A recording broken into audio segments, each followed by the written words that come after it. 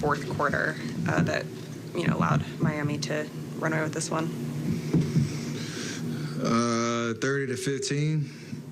Dang, these microphones.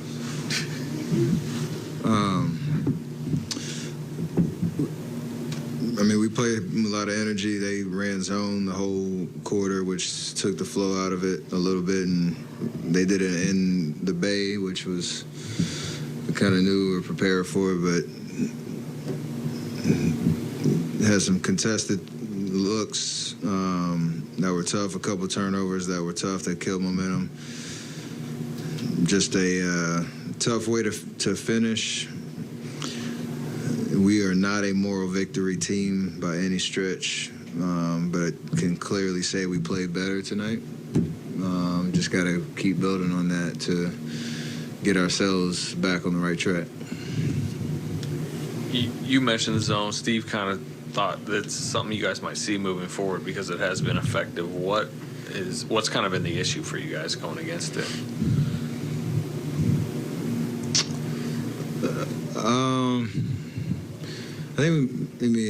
It's designed to take you out of your patterns, to make you take shots you're not really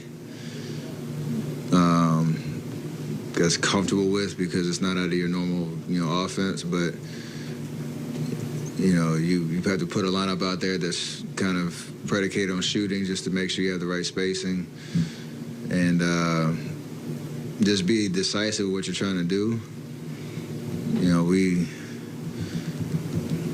I want to say the last 5 minutes, especially down in crunch time, you don't want to settle for the first open look, but sometimes in the zone, that's the good look. And that's obviously why they run it, because they want you to have to make a decision on quick shot versus best shot and then playing the shot clock. So with reps, we'll obviously get better at it, but they do have personnel, too, that can, put Jimmy at the top. He's pretty long and athletic to cover a lot of space. Steph, both Draymond and Coach Kerr mentioned that there was a lack of stops in the fourth quarter, and they kind of credit that to the result of tonight.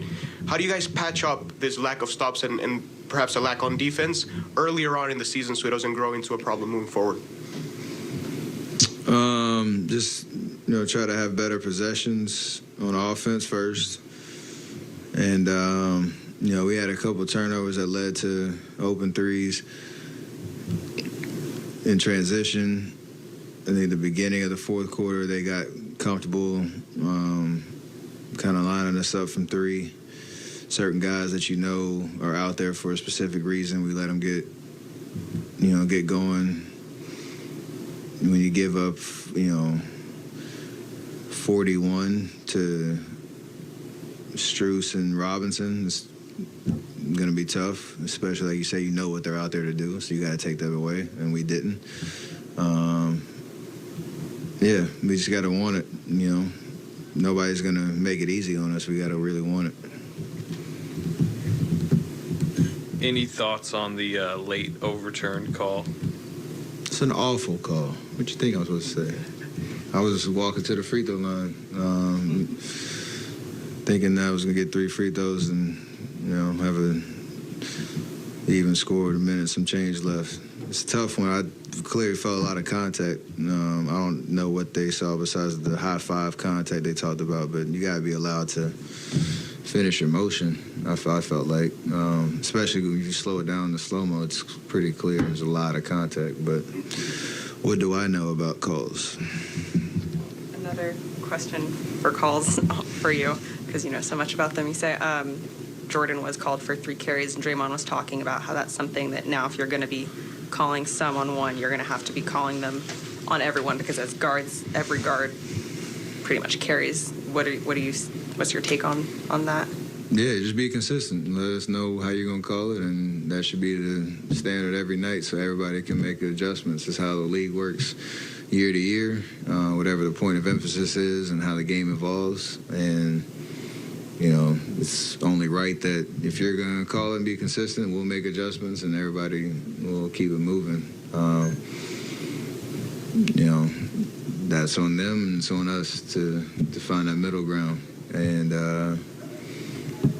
just seemed like there's going to be a little bit of an example made tonight, especially certain calls out in the open when it didn't really impact the game much. I do get, like, there are some that are pretty blatant, and they're going to call them.